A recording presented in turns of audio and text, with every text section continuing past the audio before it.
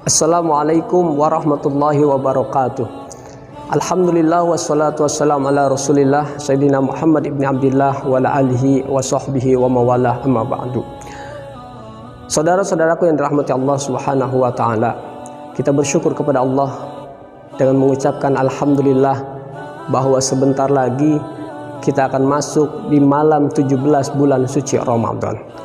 Tentu kita sama-sama mengetahui bahwa di malam tersebut terjadi satu peristiwa agung yang kita kenal dengan malam nuzulul Quran.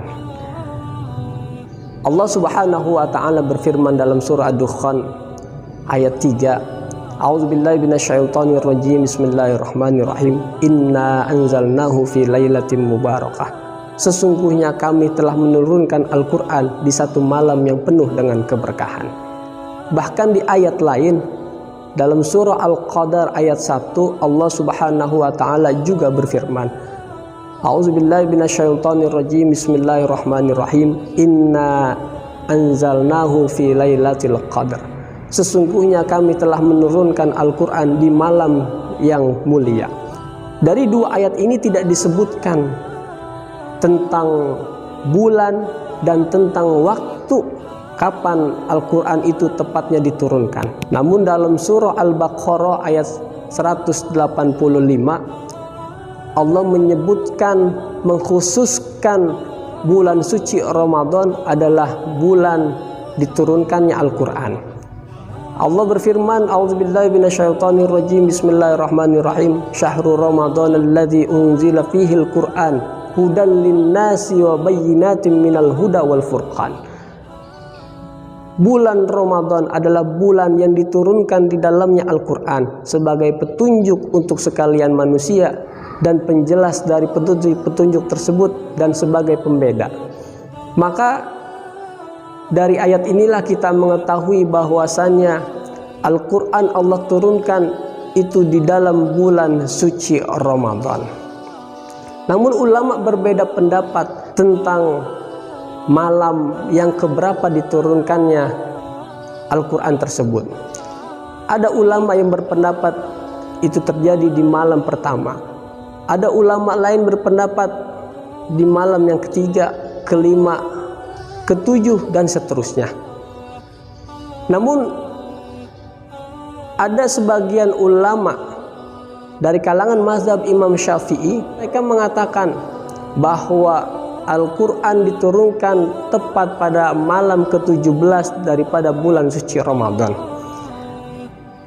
Berdasarkan firman Allah subhanahu wa ta'ala dalam surah Al-Anfal ayat 41, wa ma anzalna ala abdina yaumal furqan yaumal taqal jam'ani.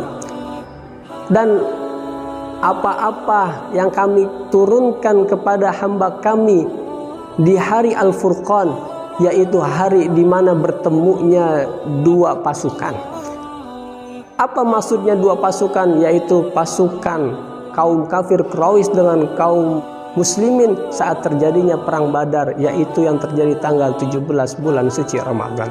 Oleh karenanya itulah yang menjadi dasar sebagian ulama dari mazhab Imam Syafi'i berpendapat bahwa Al-Quran diturunkan tepat pada malam 17 bulan suci Ramadan. Adapun proses turunnya ini mengalami beberapa tahapan. Tahapan yang pertama, Allah turunkan Al-Quran dari Lauhul Mahfuz ke Baitul Izzah di Samai Dunya atau di langit dunia, itu secara menyeluruh sebanyak 30 juz. Adapun dari Baitul Izzah ke Nabi kita Muhammad sallallahu alaihi wasallam melewati perentaraan Jibril alaihissalam, itu berangsur-angsur sesuai peristiwa dan kejadian yang terjadi terhadap Nabi Muhammad, dan begitu pun juga dengan umatnya. Maka daripada itu, peringatan malam nuzulul Quran janganlah hanya sebatas acara seremonial belaka, tetapi harus menjadi renungan buat kita. Bagaimana hubungan kita selama ini dengan Al-Quran? Sudahkah kita menjadikan Al-Quran petunjuk di dalam hidup kita? Atau barangkali saat ini Al-Quran hanya kita jadikan hiasan, pajangan di dinding-dinding rumah kita saja. Dan apakah kita sudah menjadikan Al-Quran sebagai obat? Tentu yang dimaksud adalah obat dari segala macam penyakit yang ada di dalam hati kita. Rasulullah SAW bersabda, "Inna hazil qulub tasda'u kama yasda'ul hadidu idza asabahu lama." Qila ya Rasulullah wa ma jilauha. Sesungguhnya hati itu bisa berkarat seperti besi bisa berkarat ketika terkena air. Maka Rasulullah SAW ditanya, bagaimana cara untuk membersihkan hati yang berkarat?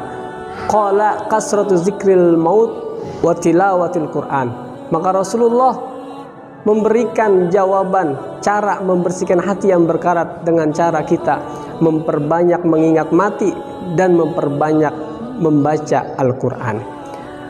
Maka begitu banyak keistimewaan yang kita dapati, terlebih lagi saat ini di bulan suci Ramadan, bulan yang penuh dengan pendidikan, pengajaran. Kita dididik dan diajar untuk lebih kenal dengan Al-Quran, untuk lebih mendekatkan diri dengan Al-Quran, agar kita lebih banyak memahami tentang isi kandungan yang terdapat di dalam Al-Quran.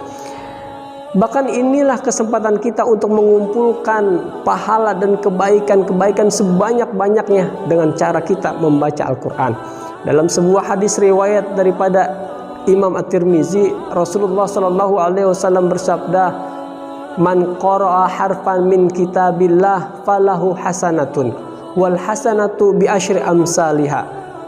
Wala aqulu alif lam harfun, walakin alifu harfun, wa lamun harfun, wa mimun harfun." Barang siapa yang membaca satu huruf daripada Al-Quran, maka baginya adalah satu kebaikan, dan satu kebaikan dilipat gandakan menjadi 10 kali lipat. Aku tidak katakan alif lam mim harfun, tetapi alif satu huruf, lam satu huruf, dan mim satu huruf. Maka itulah pahala yang akan kita dapat ketika kita membaca Al-Quran.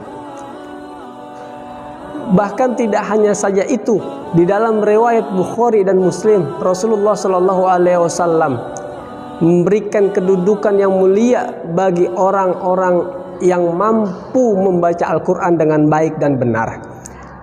Rasulullah SAW bersabda, "Alladzi yaqra'ul Qur'an wa huwa mahirun bihi ma'as safaratil kiramil bararah." Bahwasannya orang yang membaca Al-Quran dengan baik, dengan pandai, maka ia akan bersama malaikat-malaikat Allah yang mulia lagi taat. "Walladzi yaqra'ul Qur'an wa yata'u fihi wa huwa 'alaihi syaqqun lahu ajrani." Bahkan juga Allah memberikan pahala 2 kali lipat bagi orang yang terbata-bata dalam membaca ayat Al-Quran.